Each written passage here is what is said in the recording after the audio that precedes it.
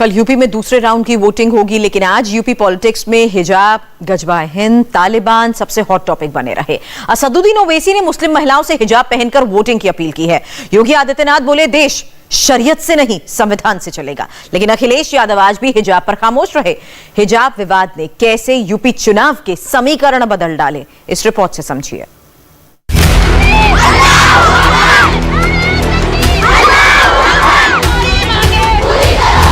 निकाब पहनेंगे, कॉलेज को जाएंगे, डॉक्टर भी बनेंगे, कलेक्टर भी बनेंगे, एसडीएम भी बनेंगे, बिजनेसमैन भी बनेंगे। और एक दिन याद रखना तुम कांड की जनता, शायद मैं जिंदा नहीं रहूंगा, तुम देखना एक दिन इस देश की प्रधानमंत्री एक बच्ची हिजाब पहन के प्रधानमंत्री बनेगी।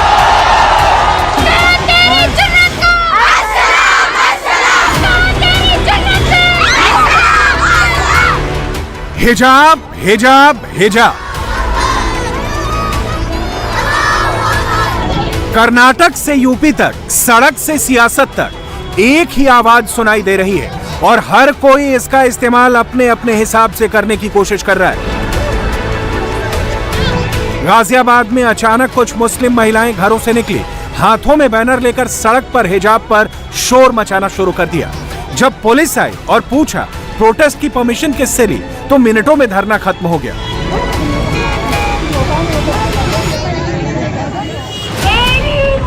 ठाणे के मुमरा में भी हिजाब को लेकर प्रोटेस्ट हुआ। पूरी तैयारी करके मुस्लिम महिला मोर्चा आयोजन स्थल पर पहुंचा।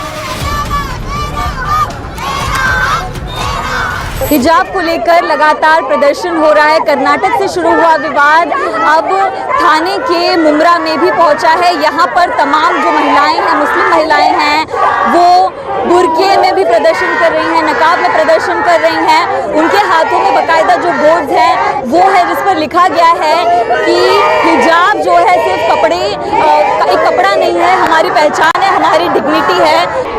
हम यही चाहते हैं कि हमारी डिमांड पूरी हो, हमको बुर्का पहनने का अधिकार मिले। वाइट का मतलब है पीस। ये peace. Yes, we want peace for wearing our बुर्का।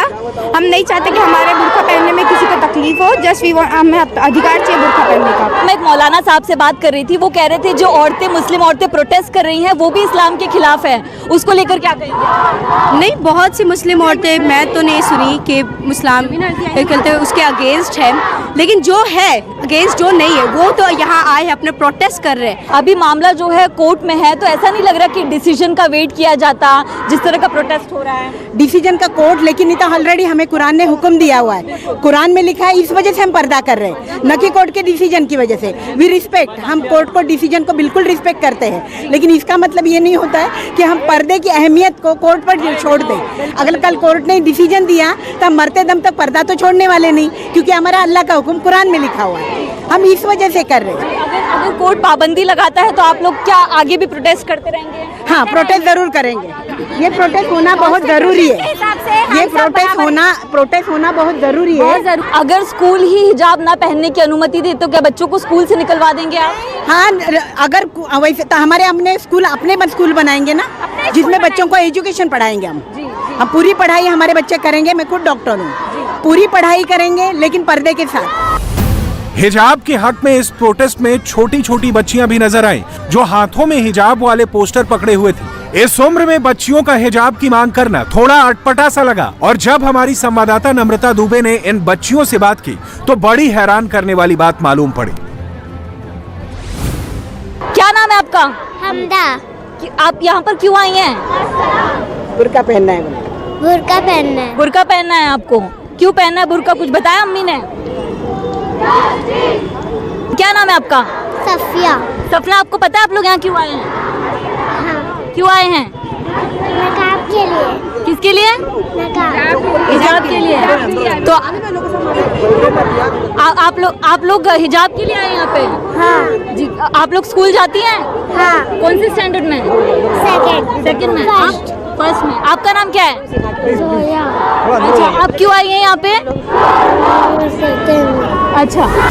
Mumbra में 2 घंटे के प्रोटेस्ट की परमिशन ली गई थी, लेकिन 1 घंटे में ही सारा धरना खत्म हो गया। लेकिन हिजाब के मुद्दे को असदुद्दीन ओवैसी लंबा खींचने की तैयारी में है। ओवैसी ने पहले हिजाबी प्रधानमंत्री बनाने की बात कही और अब यूपी में हिजाब पहनकर वोट डालने की अपील तक कर डाली।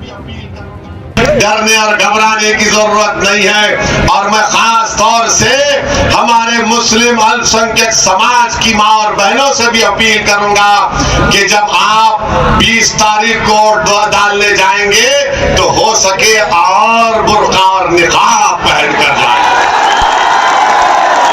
डरना नहीं, डरना नहीं।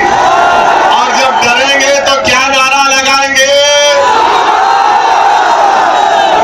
यही काम आपको करना है। कर्नाटक के मुद्दे को ओवैसी यूपी का सबसे बड़ा चुनावी मुद्दा बनाना चाहते हैं। हर रोज ओवैसी हिजाब को लेकर एक नया नारा दे रहे हैं। क्या हिजाब के नाम पर ओवैसी अपना वोट बैंक बढ़ाने की फिराक में है? सवाल तमाम है और जवाब सिर्फ ओवैसी ही दे सकते हैं। ऐसे में हमारे संवाददाता विशाल प्रताप सिंह ने सीधे ओवैसी से जवाब मांगा। हिजाब को लेकर के लगातार कंट्रोवर्सी चल रही है। आपने खुद ही जिक्र किया है कि कर्नाटक की मुस्कान से आपने बातचीत की।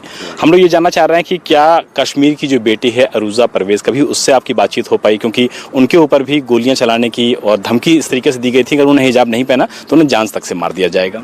नहीं, मैं शुरू से कह रहा हूँ कि आप किसी को फोर्स नहीं कर सकते कोई काम करने के लिए। और क्योंकि भारत के संविधान में पुट्टुस्वामी की जजमेंट के बाद चॉइस अब एक फंडामेंटल राइट है। और अगर कोई नहीं करना चाहता है तो वो उनका इख्तियार है और वो उसके जवाब दे रहेंगे। और उनको माने अगर नहीं पहनना चाह रहे नहीं पहने, मगर जो पहनना चाह रहे हैं और स्कूल जाकर कॉलेज जाकर पढ़ना चाह रहे हैं उनको रोकना बिल्कुल सरासर गलत है। आपका एक वीडियो हम लोग सब देख रहे हैं, काफी ज्यादा वो ट्रेंड कर रहा है समय इंटरनेट पे। उसमें उन्होंने कहा कि आपने कहा कि हिजाब पहनने वाली कल को भारत की प्रधानमंत्री भी बन सकती है। क्या कभी ऐसे भी नौबत आ सकती है कि प्रधानमंत्री देश के भगवाधारी भी हो सकते हैं? नहीं, इस देश का प्रधानमंत्री भारत का शहरी बन सकता है। कोई इसमें कोई वो नहीं है, डिस्क्रिमिनेशन नहीं है कि ये मज़हब का बन सकता है वो मज़हब का नहीं बन सकता है। और मैंने ये इसलिए कहा कि मुझे मुस्लिम महिलाओं के ऊपर पूरा एतमाद, कॉन्फिडेंस है उनके एम्पावरमेंट के ऊपर। और जिस तरीके से वो लोग आज आगे बढ़ रही हैं, इस तरीके से आज वो एजुकेशन में, बिजनेस में, ज़िंदगी के हर मैदान में आगे बढ़ रहे हैं बड़े कॉन्फिडेंट के साथ और अपनी आइडेंटिटी को रखते हुए। तो मुझे लगता है कि वो दिन दूर नहीं है कि जब इंशाअल्लाह भारत की प्रधानमंत्री एक मुस्लिम महिला होगी जो हिजाब पहनती है। तो मेरा ख्वाब भी यही है, क्योंकि एम्पावरमेंट तो हम जब हिस्सेदारी की बात करते हैं इसमें कोई बुरी बात नहीं है।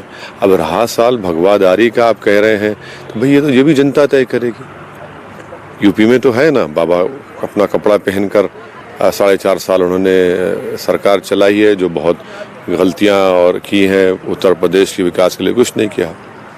मालेगांव से आपके सर एक विधायक है मोहम्मद इस्माइल, उन्होंने अभी कुछ दिन पहले एक प्रेयर ऑर्गेनाइज करने की बात कही थी, जिसके बाद उनके खिलाफ महाराष्ट्र में एफआईआर भी दर्ज हुई। उन्होंने हजारों मुस्लिम महिलाओं को बाहर आने को कहा था और ये भी कहा था कि हिजाब और बुर्का पहन के ही महिलाएं बाहर आएंगी।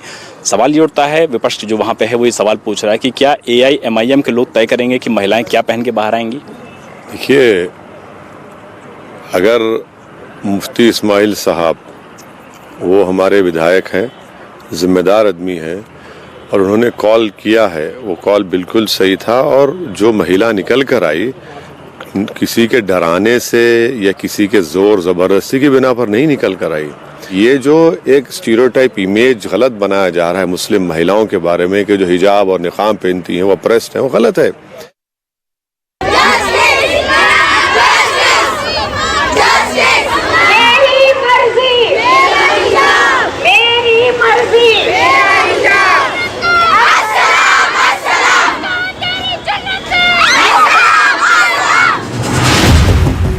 दस मार्च को क्या नतीजा आएगा? ओवैसी की पार्टी को कितनी सीट मिलेगी? इसका जवाब असदुद्दीन ओवैसी ने सही नहीं दिया, क्योंकि जो हाल पिछले यूपी चुनाव में AIMIM का हुआ था वो ओवैसी अभी तक भूले नहीं होंगे।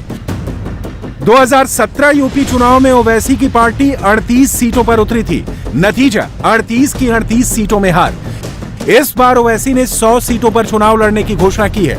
ओवैसी अभी जवाब नहीं देंगे, लेकिन योगी चुप रहने वालों में से नहीं है। योगी ने गजवाए हिंद का ख्वाब देखने वाली तालिबानी सोच को डायरेक्ट वार्निंग दी। उनको याद दिलाया, देश संविधान से चलेगा, शरीयत से नहीं। ओवैसी के हिजाबी प्रधानमंत्री वाले बयान पर जबरदस्त घमासान भी शुरू हो चुका है। 1906 से एक बार सफलता मिल गई जिन्ना को, जो भारत को तोड़ने का काम किया, लेकिन अब ओवैसी जो ये कह रहे हैं कि देश में एक दिन हिजाब वाली प्रधानमंत्री बनेगी, यहाँ तो मुसलमान हमने अब्दुल कलाम आजाद को बनाया, हमने कई भेदभाव नहीं किया है, लेकिन शरिया कानून वाला नहीं बनेगा, देश में इस्लामिक स्टेट नहीं बनेगा। अब्दुल कलाम आजाद बनेंगे, लेकिन गजवाए हिंद नहीं होगा। हिजाब का विवाद कर्नाटक से कश्मीर तक पहुंच चुका है।